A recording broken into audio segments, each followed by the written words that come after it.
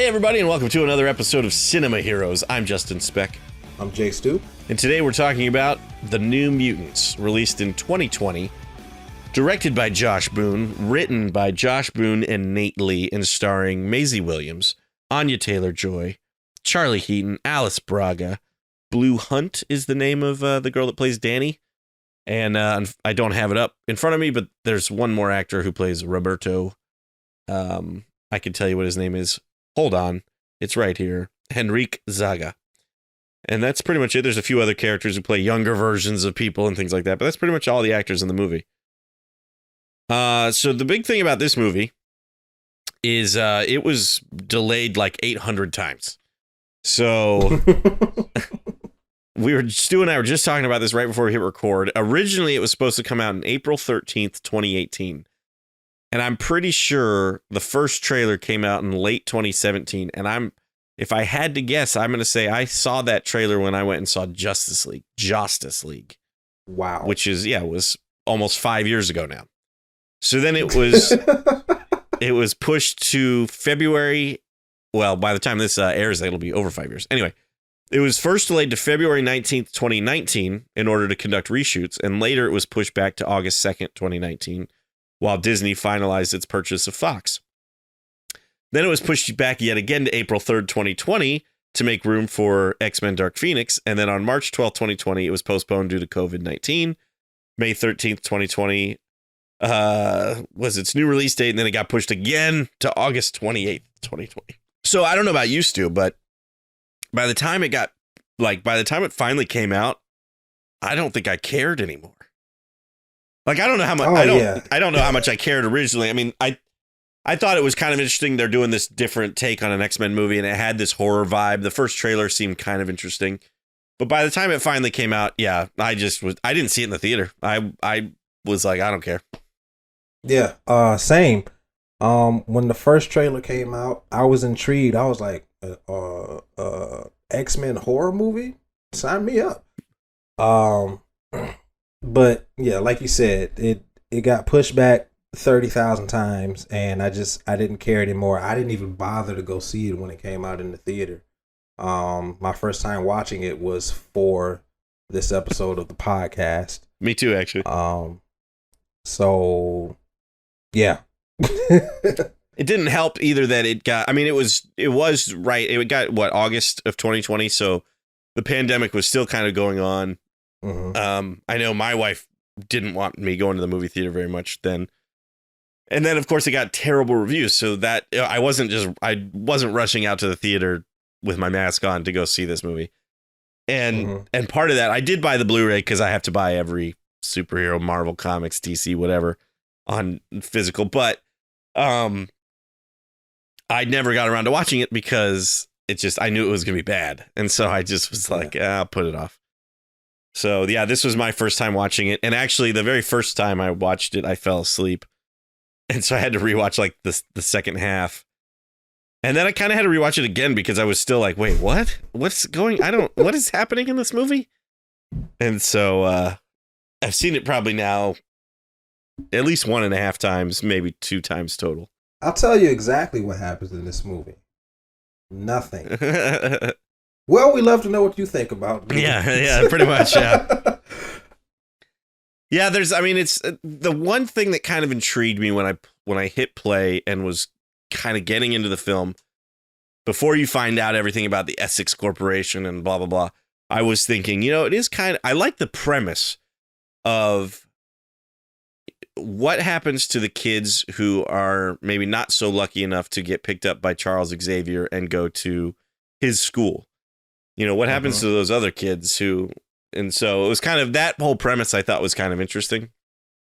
I also should say I didn't know anything about the New Mutants, comics wise. Most of I think I've said this before on the podcast, most, if not all of my X-Men knowledge came from the animated series, and I don't think they ever got into the New Mutants on there. If they did, I had stopped watching it, I guess, at that point. But I did have some Marvel trading cards as a kid, but I don't think maybe Cannonball was like the only one that seemed somewhat familiar to me. But I don't think I had like Magic. I don't think was on a trading card that I had. or Sunspot or Wolfsbane or even Danny, who I think goes by Mirage. Yeah. I was vaguely familiar with them. I knew some of their power sets, but I didn't, I didn't follow these characters at all in the comics. One or two of them did make an appearance in the early 2000s cartoon X-Men Evolution. Oh, okay. Specifically Wolfsbane. I nice. remember her specifically. But she had a very minor role in the series, because she comes later in the series as part of the new class. But yeah, other than her, I didn't really know a whole lot about anybody else. The only thing I knew about Magic was that she was Colossus's younger sister. Right, yeah. And I knew a little bit about Sunspot and Cannonball. But I only knew Mirage in name. I didn't even know what her powers were. Yeah, I didn't either. And that's why I was kind of confused during the movie. Especially, I think, because, like I said, I fell asleep the first time I was watching it. I hate to admit that. And so I think I missed a very key piece of dialogue, which was saying that, like, Mirage was creating, like, these people's fears and stuff. And so towards the end of the movie, like when the smiley face people show up and even the demon bear, I was just like, what is happening? I was like, what is going on? So I was paying a little bit closer attention than that. To me, the movie was predictable. I knew that Danny was I knew that she was causing all this weird stuff to happen in this facility, because the stuff didn't happen until she got there. Sure, right, of course. And they don't really, this movie doesn't really do a good job of subversion and trying to at least make you think that the doctor could possibly be a good guy. Like, they don't even try to do that. No, like, they want you to know from the jump she is the villain. Right. And she's going to be the main villain throughout the whole movie. Right. So yeah, I mean, like you said, I do like the premise. I like the concept of, what happens to the kids that don't get accepted into the, or just don't get picked up by Xavier or something, Yeah, the school for gifted youngsters. Right. But this movie was, it seemed like a waste of time. And that's not to say it was terrible, because I've definitely seen worse. Yeah, me too. But the biggest crime of this movie, or crimes, is that it is boring, and nothing really happens for real. I thought about It chapters 1 and 2. Yeah. And the parts where the characters split up and they start seeing all this crazy stuff from Pennywise. Right. And it seems like this movie is 92 minutes of just that scene. Yeah. The characters are, every single one of them is one-dimensional. Yeah. There's no complexity. There's no nuance. They try to give. I was just completely uninterested in these people. I didn't care at all. I was gonna say they try to give complexity to, like, Ileana, when she's talking about, I guess, the smiling men and stuff, but they don't. Mm-hmm. It doesn't go deep enough and stuff. So it's very, like you said, it is one dimensional. Even Cannonball, when he's holding the piece of coal and he's like, my dad gave it to him, and you find out he killed his dad and stuff. But they just don't go quite deep enough. By the way, Charlie Heaton, he's from Stranger Things. I don't think he's a bad actor by any means, but man, the Southern accent did not work for me. You could tell it's fake. Yeah, people very rarely do good Southern accents, and so this one is one of them that is just not very good. No, you hit the nail on the head. I agree because as much as I love Knives Out, I don't really care for Daniel Craig's Southern accent. Right? Yeah. Yep. He does a great job with the role, but the way his Southern dialect, I can't get with it. It takes me out of the movie a little bit. Which is funny because he did you ever see Logan Lucky? No. So that was a Steven Soderbergh. It was kind of like supposed to be an Ocean's 11, but for like a lower class kind of type thing, you know? And it's like these two kind of redneck guys decide to rob like a NASCAR race. And so Daniel Craig plays like this I forget. I've only seen it one time, but he plays like kind of a criminal mastermind, but he's also very Southern. And his Southern accent in that I think works because that whole movie is kind of over the top. Yeah. But there's a part where they like come to see him in jail and, you know, they're talking about how they want to rob this NASCAR race and like they need his help. And he goes, I am incarcerated. And it just, I don't know, it works for me in that movie. But you're right. His I forget the name of the guy from Knives Out, but his inspector or whatever is not quite as good. Yeah. Benoit Blanc. Yes, thank you. I don't know. Like you said, it just most of the time southern accents don't work. It doesn't work for Charlie Heaton. And it doesn't help that Charlie Heaton's character is uninteresting. Right. None of these characters are remotely interesting. I have the movie on right now so it can remind me of what scenes to talk and things. About because you know that there's nothing to really talk about. You are absolutely true. I mean, there are times where I will watch a movie for the podcast, and when it ends, I go, "Man, I don't know what I'm going to talk about." And then we usually end up talking for like an hour. Yeah. This movie, it ended, and I went, "I have no idea what I'm going to talk about for this movie." So this episode, we'll see how long it goes, but there are elements to the movie that I kind of like. I like, and it usually has to do with their powers. For Charlie Heaton Cannonball, I actually really like the scene in the beginning where it shows him like hooking himself up to that big kind of concrete rock or block or whatever, so that he could kind of contain himself. And they're talking about how like his power basically is he shoots off like a rocket, but can't quite land very well. Yeah. And so I thought that was semi-interesting. But I mean, it's just little moments like that I kind of find interesting. The whole movie as a whole is not that interesting. And unfortunately, I hate to say this, but like the main character, Danny, she's probably the least interesting to me. Absolutely. She is definitely the least interesting. And her whole relationship with Rain felt extremely heavy-handed.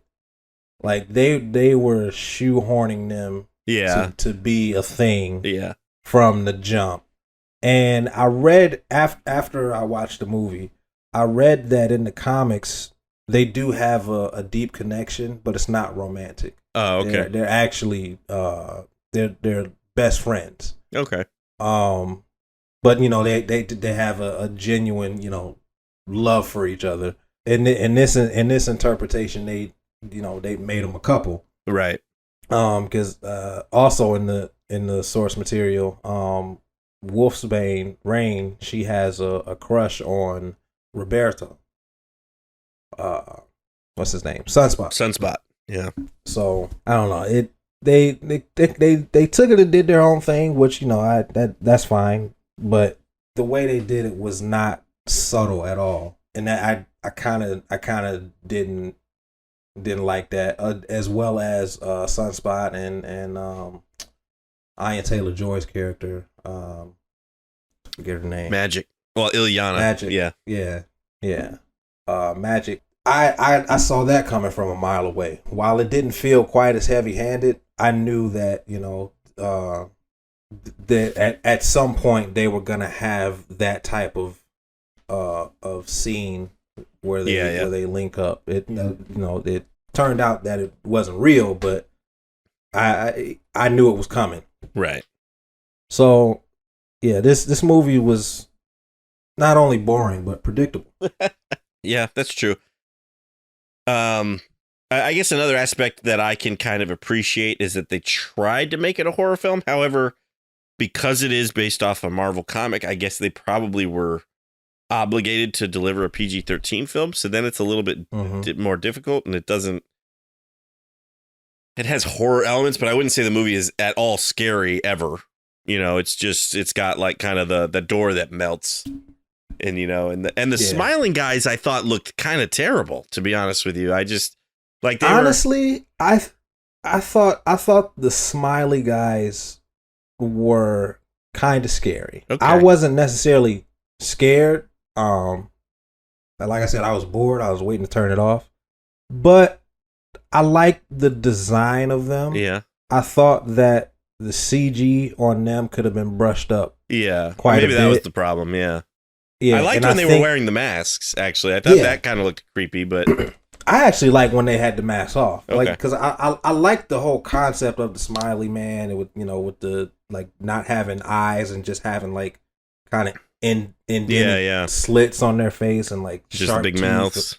Yeah, like I really like that, but it looked kind of video gamey. Yes, which I didn't really care for, but I think they had put so much effort into the powers of the New Mutants that the smiley faced men kind of fell by the wayside, because that is probably the one thing that I do like about this movie is how their powers are represented.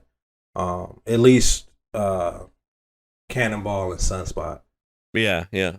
Well, I like Magic too sometimes. Like, there's a couple of weird CG things with Magic, but like, especially when she's fighting the bear at the end, I like some of what, like, she'll like attack the bear and like the whole background like changes to that world that she like created, Limbo or whatever. Yeah, Limbo. And then it'll kind of come back. So there was a couple moments with that I thought was kind of cool. Yeah. Speaking of the bear, I saw that coming from a mile away. I knew the bear was going to show up at the end of the movie. I mean, they tease the bear throughout the film because the whole thing, like, the reason she's in there is because I think the bear showed up originally, right? Because Danny was saying there was a tornado, but there was snow, and it snows when the bear comes. I don't know if she says that, but she says when he comes or something like that. Yeah. And so it was obviously the bear that like destroyed that town and killed her dad, I guess. And so, and then there's like another part when she's drugged. One of the times you hear like the stomping and the growling. So it's like they kind of tease the bear a couple times. So I expected to see the bear too. I did like though that the bear shows up and eats Dr. Reyes, which was pretty. Yeah. I mean, it was kind of a not quite a Samuel L. Jackson, moment, but pretty good.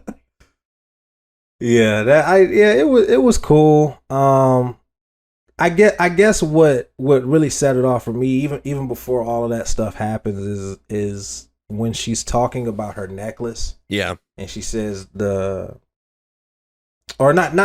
before that, because the opening monologue, that's what it was. It's talking about two bears. The opening monologue when she talks about the two bears, the evil bear and the good bear. I was like, oh, I guess the evil bear is going to show up at the end of the movie. And sure enough, the evil bear showed up. That's pretty good. So I didn't think about that right at the beginning, but I did think we got that talk about the bear. Then there was the bear necklace. Then we see the bear, and then the very end we hear the monologue again about the two bears, and so it was just very bear heavy. This movie. I think there is a New Mutant comic that I saw, and maybe I'll read it, called Demon Bear. And so I'm guessing it's I obviously a pretty big influence on this movie. And I don't know if it's all about Danny or what, but maybe I'll check it out and read it and see if it's, I'm sure it's better than the movie, but just curious as to the connection there and stuff. Yeah, the movie felt like a really big budget like student concept film. It had an interesting premise, but it was just void of anything else that was interesting. Because even the stuff with Rain and her like having a traumatic Mm-hmm. very super hyper religious childhood, Right. even that felt kind of forced, and I learned in after watching the movie that that whole storyline was kind of based on the writer director Josh Boone, and he had kind of a traumatic childhood with that as well. But it doesn't make me care. And same thing with Cannonball. I understand that he has like tremendous guilt, but like the part that just came up just now, he's looking in the mirror and just slapping himself in the face, and it's just, I don't care. Right. Yeah. And it's a short movie, so it's only 95 minutes, and that's with credits. So I am curious how much of this movie got studio interference. It was originally delayed for reshoots. I don't know if those reshoots ever happened. According to IMDb, and I always say you got to take this with a grain of salt, but according to IMDb, the reshoots were delayed for so long that, I mean, these kids aren't teenagers. They're all in their 20s, so I don't know how much they would have changed. But a lot of them had kind of changed their appearance or whatever, or looks, or they had just kind of changed to the point where it would have been obvious if they had done the reshoots at that point. So I don't think they ever actually did the reshoots. Yeah. And so I think there was maybe just, I wonder if there was a lot of stuff cut out of the movie. I don't know. I'd just be kind of curious to read the original screenplay maybe or something. I don't know. Maybe it was always a mess and they were going to try to fix it with reshoots and they just never were able to. I have no idea. Yeah, I don't know. I don't know. I don't know. I really don't know. I really don't know what you could do to fix the movie other than start from scratch. Right. That was going to be like one of my questions was how could you fix it? But I honestly don't know other than starting over. Yeah, like personally, I would have had another villain other than Dr. Reyes. Right. And I would, Dr. Reyes isn't even, I mean, like, she's a villain. She's trying to kill Danny, but it's like, yeah, she's you don't even find that out until like an hour into the movie that she's trying to kill Danny. And she's not like, she doesn't seem like that much of a threat. I did find it interesting that she's a mutant herself. She's got the force. She's the one like putting up force fields and stuff, which I guess maybe knew that. I don't know. But really it's like Danny is almost the main villain because once Reyes is out of the picture, like the demon bear shows up and they're really having to fight the demon bear and stuff. And then Danny just wakes up and is like, no. The bear's like, sorry. Yeah, basically he's like, okay. It's time to go to sleep now. All right. Okay. And then of course, Maisie Williams' character Rain at the end, she's like thanks for, or Danny says thanks for saving me, and Rain's like, no, you saved us. And I'm like, oh, she almost killed you. Like, I mean, the demon bear was her projection or whatever. So yes, she stopped the demon bear, but I mean, I don't know. That part seemed kind of forced to me. Like, no, you saved us. And everybody was like, yeah. Oh man, this, like I said, it doesn't do anything necessarily so bad that it's offensive. Right. It's just I just can't help but feel like I wasted my time watching this movie. I don't know if I'd go so far to say I feel like I wasted my time. I just feel like it's disappointing because I think, like we said, it's got a decent premise. I think the characters could have been cool. Yeah, they could have been, yeah. But they weren't. And it's just, and so, yeah, it's just, and it does feel I would say the part that makes it feel like a waste of time is the whole thing that it's Danny that's causing it all, and then Danny wakes up and stops it all. It's just like you said, what's the point?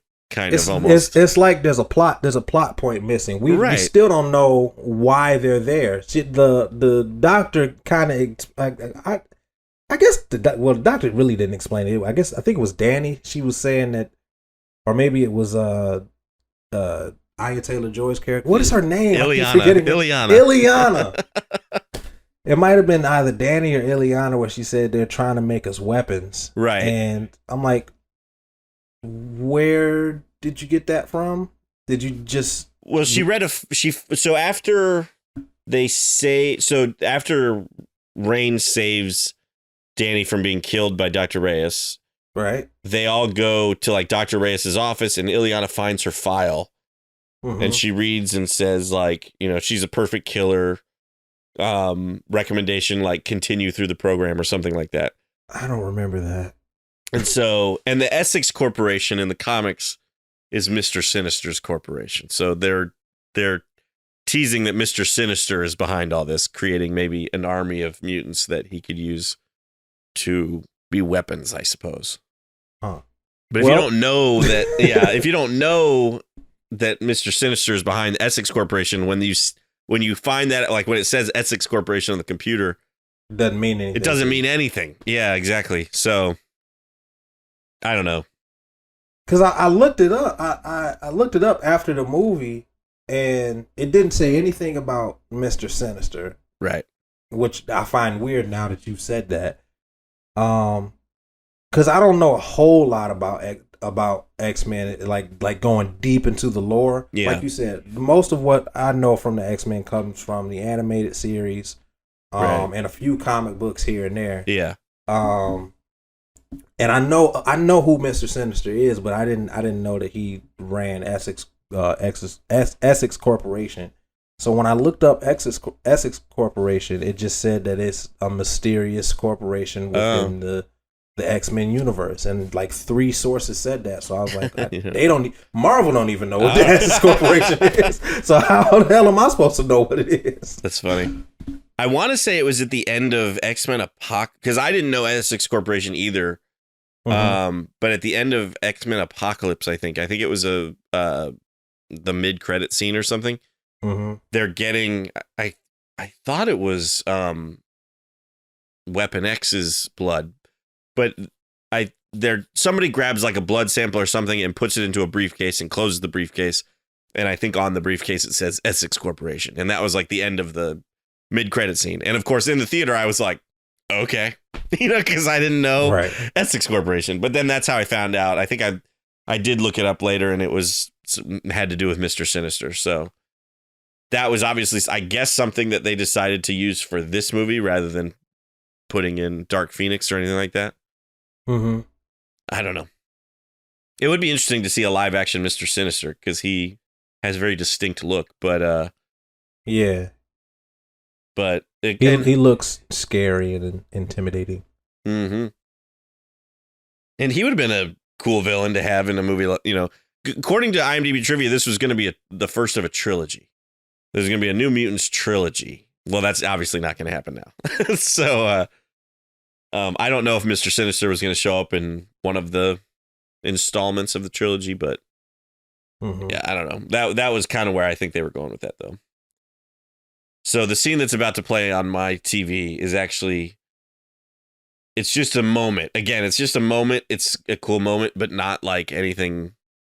But it's where Ileana and Cannonball, I can't remember his real name, are in, it might actually be Charlie. Charlie, played by Charlie Heaton. Is that right?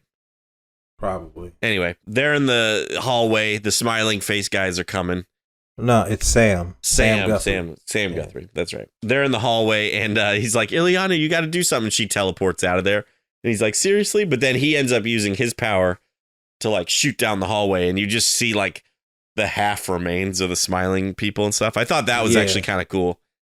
I'm glad you brought that up, because when he said, Ileana, you got to do something, I'm like, dude, you're like a laser. Like, you do You've something. Got powers. Yeah. And he did, and it looked pretty awesome. Although I do feel like there was a scene missing or something, because he takes off his hat and does it, and then the very next shot is him running into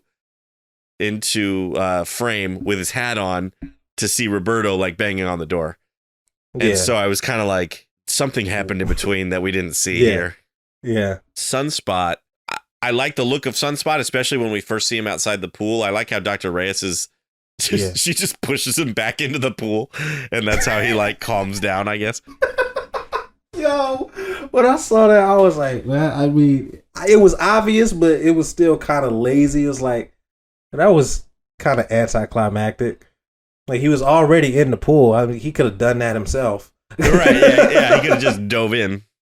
But I don't know. I think that Sunspot is, as far as like powers go, he's my favorite. Yeah, and I feel like he's wasted because and I understand he's like afraid at the end, but when he finally does kind of fight the bear, he doesn't really do anything. He kind of powers up, and then the bear like throws stuff at him, and he knocks those things away, and then I don't even like remember what he does after that. He might like go towards the bear, but after that, it's like it didn't do anything. So that it's just is this entire movie. Yeah. It didn't do anything. And after that, I don't remember much of it. Yeah. Pretty much. It is true. I actually, started rewatching the end of this movie tonight before we started recording because I couldn't honestly remember what happened at the end. It is amazingly kind of forgettable. Yeah. I think it's safe to say that although it's not the worst movie, and it, like I said, it doesn't do anything offensive, I'll never watch this again. Yeah, I don't see myself watching it again anytime soon. I mean, I could see myself, I don't know, having an X-Men marathon or something and feeling like I need to include it, but yeah, I don't. No, you're not. No, you're not. Well, it's not the last soon. one too. Yeah, you definitely not gonna watch this movie.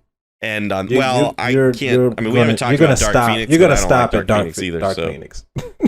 Either way, you're ending on a bad note. We haven't talked about Dark Phoenix, but I like Dark Phoenix more than this. Easily. I don't know, man. I only saw Dark Phoenix once, but I remember hating it. So, well, not to get into it too much, but I know I'm in the minority on that movie. So yeah, I am looking forward to maybe rewatching it for this, but I don't know, and just compare it to this movie because, like you said, this movie doesn't do anything offensive, and I don't know if Dark Phoenix necessarily does anything offensive, but I just remember thinking Dark Phoenix was a huge letdown. So I don't know. Yeah, I don't know what to rate this movie either. I mean, we might as well go into it. It's a short episode, short movie. Yeah. I can't decide what to rate it because, like you said, it's not the worst movie. It doesn't do anything offensive. It's just, it almost feels maybe incomplete. Or like you said, like a amateur. I mean, I hate to say that because I know Josh Boone's not an amateur director, but, maybe there was a lot of studio interference. It's kind of what I like to think anyway. It's kind of like, there's another movie we haven't talked about called Fantastic Four. Fanforstic that had a lot of studio interference. Yeah. And so maybe this movie's kind of similar, falls into the same boat, same studio, really. So I don't know. I'm leaning towards. I think I'm gonna give it. I can't decide if I should give it a 1.5 or 2 stars. I'm gonna lean towards 2. I'm gonna give it 2 demon bears. I'm with you. I'm gonna give it 2 stars. I knew about 30 minutes in that I was gonna give this movie 2 stars, and I let it play out, and it just further confirmed the 2-star thing. Yeah, because like we said, it's not offensively bad. Right. The other X-Men movie that I have rated 2 stars, which John and I did on the podcast, which is Wolverine. X-Men Origins Wolverine. Yeah, that was a bad one. That is also 2 stars, but for different reasons. Yeah, the movie starts off decent. Yeah, and at a certain point, think John and I both said when the Blob shows up, it just is terrible from then on. after that. The big saving grace for that movie, number one, is Hugh Jackman, but number two is Liev Schreiber. I think if there's not much I like about that Wolverine movie, but Liev Schreiber as Sabretooth I thought was a great choice. Yeah. This movie does not have any of the good things that I liked about X-Men Origins, but it also it doesn't have any of the offensively bad things that I hated about X-Men Origins Wolverine. Right. So that is why it is a 2 out of 5. Yes. Before we wrap it up, this just happened on my TV and I want to mention it. And because I kind of liked it, but again, doesn't go anywhere. You know, throughout the whole movie, Illyana's got a dragon puppet that she calls Lockheed.